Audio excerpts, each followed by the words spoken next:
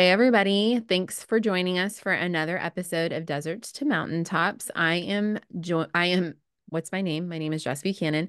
I am the founder of Soul Speak Press, and which is a boutique independent publishing company for women who've been through something, now they know something, and they want to teach us something. And I am joined here today by one of our contributing authors, Viviana, who has just brilliantly accepted herself and written a gorgeous chapter that I'm so excited for her to share with you today, of her Deserts to Mountaintops journey, and then a little bit about the writing process. Viviana, welcome. Thank you so much. It's nice to be talking to you again after everything that we've been doing with the book. Yeah. When it comes to my chapter, just to give a quick summary, the title summarizes a lot of what it's about, culture, church, and counsel. Mm-hmm. And in the chapter, I basically talk about the aspects of culture when it comes to not just being Black, but growing up in Southern culture and Southern church culture, what that looks like when Mm-hmm. you're somebody who has made the decision that you do not want children. Mm-hmm. Um, and that is something it's odd, because in the South, getting married early, having children is something that is normal, It's from so my it's so experience. interesting to me, right? Because I'm like quite a bit older than you. And granted, I come from a different part of the country, and but I grew up in church, and obviously I'm not Black, but I was like when we met and you like explained the premise of the chapter that you wanted to write, I was just kind of blown away because I didn't know, I guess, that like that was still an expectation for so many Yeah. women. Yeah, it's like for me, and I read like in reading your chapter, and it's funny you mentioned your chapter. In reading your chapter, some of the things, even though it said you grew up in like the Midwest in Ohio, some of the things you mentioned as far as um some of that farm life and things Yeah. like that, growing up on a farm, I could relate to that. Uh-huh. And then also you mentioned the aspect of church and Yeah. religion. So some of the things that you were talking about, I could also relate to. But yeah, for me, I guess because I grew up in a situation where my family was like helping to take care of other Mhm. people's children, and knowing that in our religion, it's a thing where you're expected to get married, and when you get married, that's the person you're supposed to stay with, until death do you part. For me, Wow. I noticed early on that that seemed to be the common structure of family. And in a lot of situations that was like great, but then in some situations it's like maybe not so great, or it might not come off as being like perfect or happy all the time. Mhm. There were variations of that, but in no variation did I ever see a situation where I would personally want children as a continuous thing that I would, basically be dedicating Mhm. myself to, like continuous, because it's a lot of responsibility. Yeah. Um and I feel like a lot of And a lot of people, work. yeah, yeah, and I feel like a lot of people, because of the expectation to have children is like so heavy in Southern culture, and I feel like in our church's culture, I feel like a lot of people don't really, especially women, they don't really have the time to really think about like, is this what I want? Because it's like Of course it's almost what like, you want. yeah, it's like everybody wants that. And even like historically, I talk about this with my cousin, going back to the days of kings and queens. It's Hmm. been something that was your purpose Yeah. as a woman, who was to have children. And if you couldn't, it could literally be a life or death situation for you. Yeah. So you better make that happen. Well, and here's the thing that I'm wondering, that I'm sure any listener is going to be wondering, like, what happens in that culture when you can't, when it's not in the cards for you?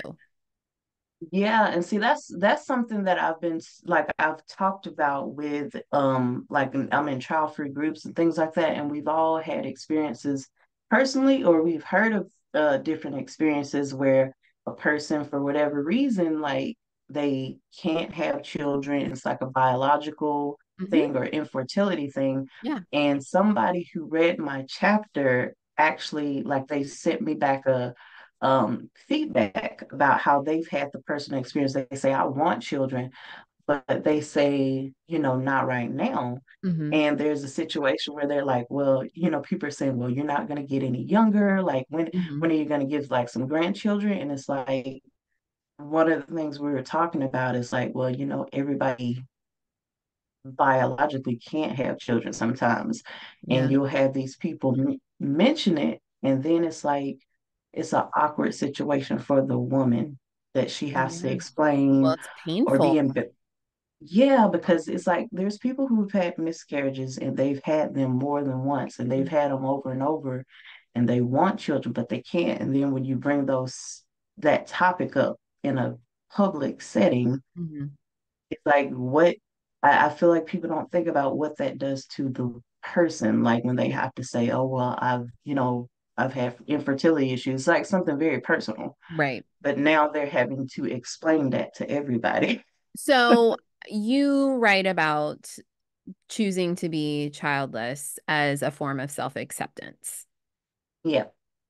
So tell us, I mean, you've given us a good foundation on like your origin and where you come from and why that is so counterculture, but also, like what does it feel like to then be so public about your choice to remain childless in that context? It feels like it'd be like a constant battle, Mhm. a constant battle that you're not even asking for.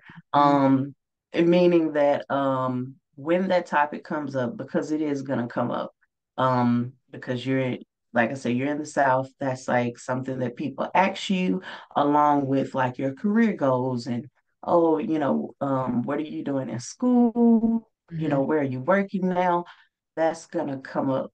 And so with that, it feels like when you mention that, people are like, oh, well, you're still young. I've been still young since I was 7 all the way up to 33 now. It's like people keep saying Yeah, that. And I'm like, do I have to be 90 for people to like stop to saying accept that? it. Yeah. Yeah, because that's the first thing they say. So it feels like a constant battle with most people, because they just can't accept it. They can't put their mind around like why wouldn't you want children? Like it's the best thing in the world, and like it's almost like everybody else is doing it, so you should Right. too.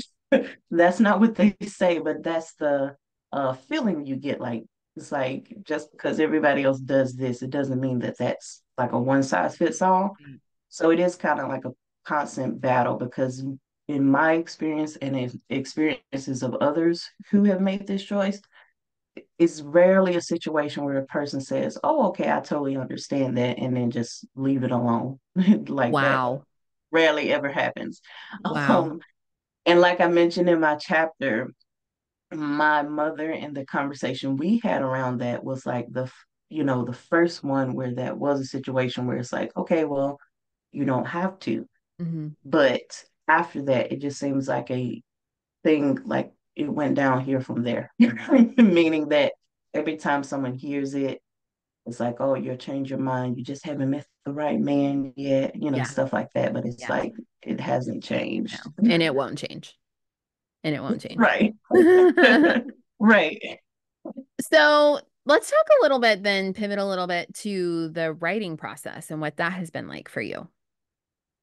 So the writing process, I remember when I first heard that I would be a part of this project, um, the first draft was super, I feel like it was easy to write because that quote that my mother has been saying to us ever since we were little, me and my cousins, never put in writing what you don't want the whole world to see.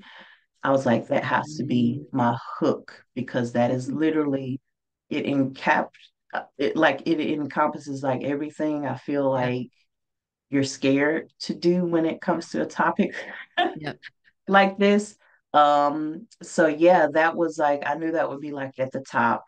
But the writing process was easy in the sense of like it kind of flowed, but it's almost like when I got the found out I got the opportunity, it was a sense of panic Hmm. at first, like anxiety, like there were all these different thoughts. I was super excited, but then I thought about, ooh, who's gonna read this? And Yeah, I mean like, that's always you the know, process. Like that's the progression. You write, you write, you write, you write. I read it, then right, Ilsa reads it, our copy editor, then our proofreader reads it, and then your peer review right. reads it, and then all of a sudden you're like, oh no, the whole world is gonna read this.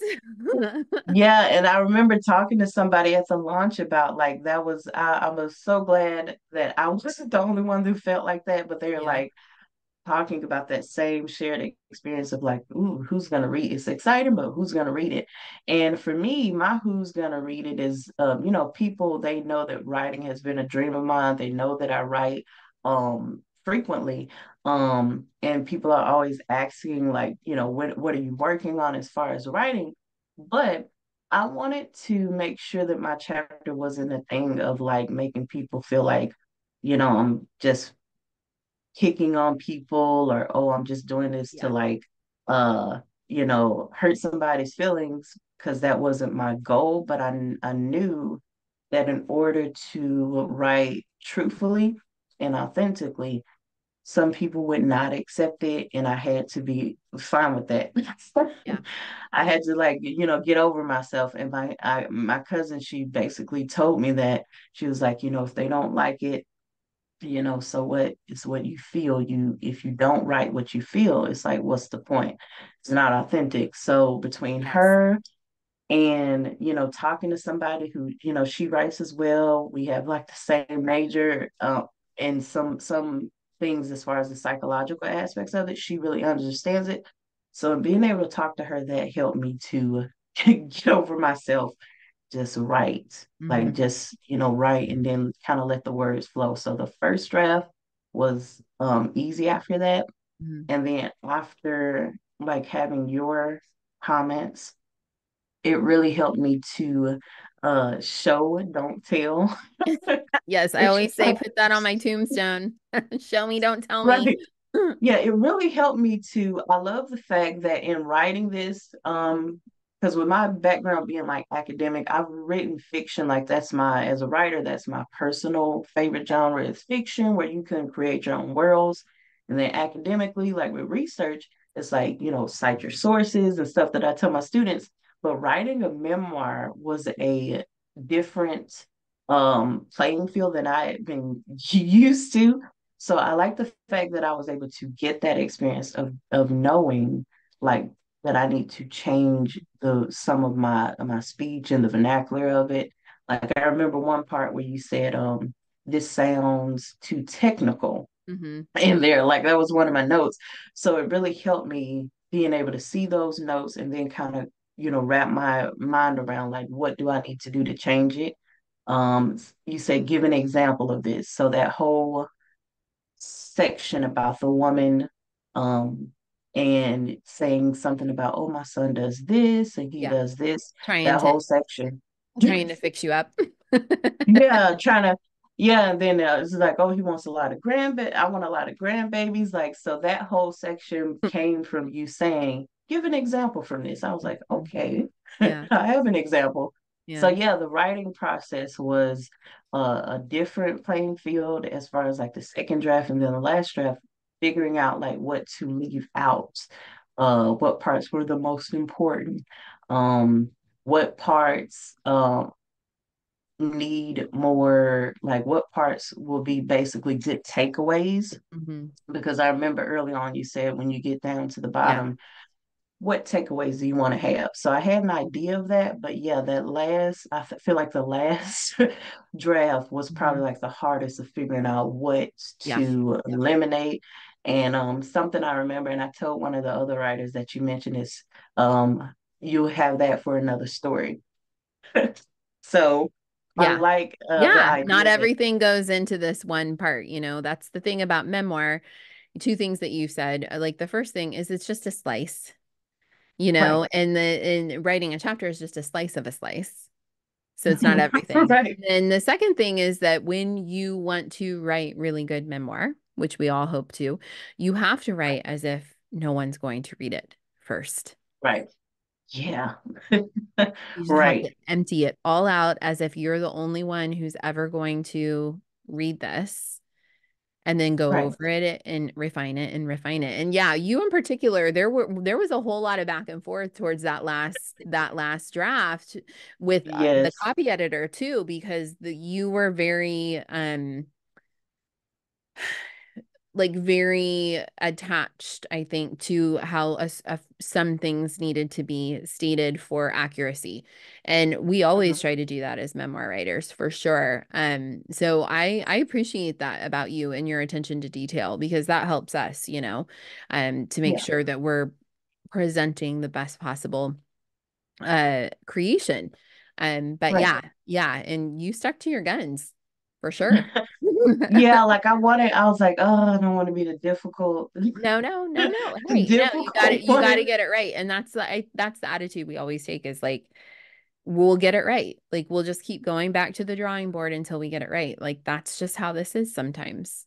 So, Yeah, and I knew like who like I knew like my college professors would be reading this, my students would be reading this. Some people, of course, in my church would be reading this. So I just wanted, and I know that I talked about it in my chapter, like the importance of language. mhm, So something that you mentioned that I love is the fact that you said in the editing process, we want to make sure that it captures your voice and mhm. that it sounds like you. And after I had somebody send me a voice text and they said, Viviana, they said, I am laughing like so hard right now. They said, she said, I don't know how to explain it. She said, but it's almost like I could hear your voice. That is the highest She compliment after somebody reads something you've written. She made me feel so special. She's like, I can hear your voice saying these words. She said, and Oh, I am laughing like so hard. She said, that's so Viviana. So oh, when I she love said, I that. said, I am so happy to hear that because that was like one of my goals is making Yeah. sure that reads like I talk. Yeah. Those stories and things like that would sound like I'm talking to somebody in Yeah. person in real time. So Yes. yeah, I think the feedback on the chapter, like as nervous as you could be, the feedback on the chapter has been like really like a breath of fresh air Mm, when it comes to people being able to read the finished yeah. work. So Yeah. it's been awesome. Good. I love that. I'm so happy. I'm so happy to hear that. So what's next for you? So, since I've been back, I've really, well, actually before I even left, because I wanted to make sure that after the book launch, I kept things going as far as writing and as far as being, making sure to make time in between work and everything else, because I feel like a lot of times we can get busy Yep. and we can kind of, stuff can come up that we don't, isn't out of our hands, but I wanted to make sure I was purposeful, intentional at continuing to write to promote the book. So I'm doing a local book launch in my home state of Mississippi in the capital of Jackson. And my goal for this year is to go around like the whole state of Mississippi and do book launches. I told my mother it's going to be like a mini book tour.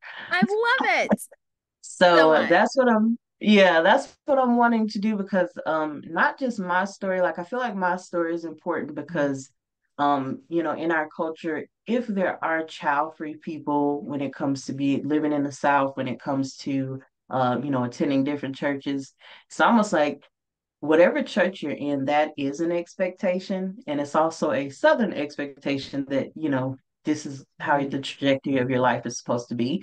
Mhm. Um, and I want people to know that just because it is an expectation. You don't have to do that because, as I mentioned, I feel like a lot of people they don't really think about the fact that they have a choice and that they don't have to, do like they can be different and they can, have a situation where they put their goals like as paramount.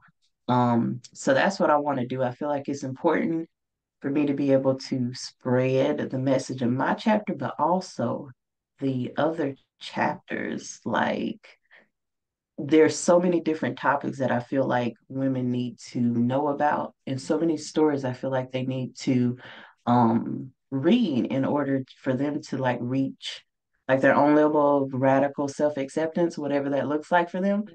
So I'm hoping that I'll be able to help spread that goal for different women. So yeah, I'm excited. I'm gonna be going down to like the Gulf Coast, Mississippi Gulf Coast, Mhm. and different bookstores, poetry events, workshops. Like I have Viviana, a you're whole so vision, awesome. It's so oh, I have a whole vision board. yeah. So And I I'm know you're gonna excited do it. about it. I know you're gonna do Yeah. it. Okay, so if anybody is listening to this and they're in Mississippi or not, how do they connect with you? So I'm on Instagram and Facebook as Viviauna Brown, Viviauna is my handle, and you'll be able to see my last name when you look me up. And then also I have a blog, Virtuoso's blog. So on Instagram is VSD on IG. So yeah, I'll be putting updates mainly on my personal page. I'm gonna start blogging, like doing reels and things on my business page, Virtuoso's blog, that will have snippets from some of these book tours as well, along with like interviews and stuff. Because I plan to start doing that more, getting into interviewing. That was something I did heavily Uh-huh. before going off to college. So I'm wanting to get back into that soon as well in between. So, So but I'll cool. be So putting like is updates there on a those podcast channels. in your future or I've had, especially during, like, I've had a lot of people to say you should do a podcast. Even my mother, like, she's like, you should do a podcast. So that is the next step. Actually, in the book launch, talking to some of the other writers who already have a podcast, I Mhm. was able to get like some more ideas, and they're like, we should eat like collaborations. They're like, Yeah. we should collaborate. I want to have you on my page. Like, we can do different projects together. So I love the fact that already we're thinking about like next steps of collaborating with each other and helping each other to like reach those goals. So I definitely want to do a podcast, um, because I feel like creatively I want to connect with other creatives, what I call virtuosos, people who are doing something new, doing something like out of the box. So that's my next goal as well. Love it. All right. Well, I can't wait to follow you on this journey. And I just want to say you're a blessing. You've been such Thank you so much. you're a gem, and I've enjoyed working with you so much. Thank you so much for your time and coming on the show. Thank you so much. I appreciate it.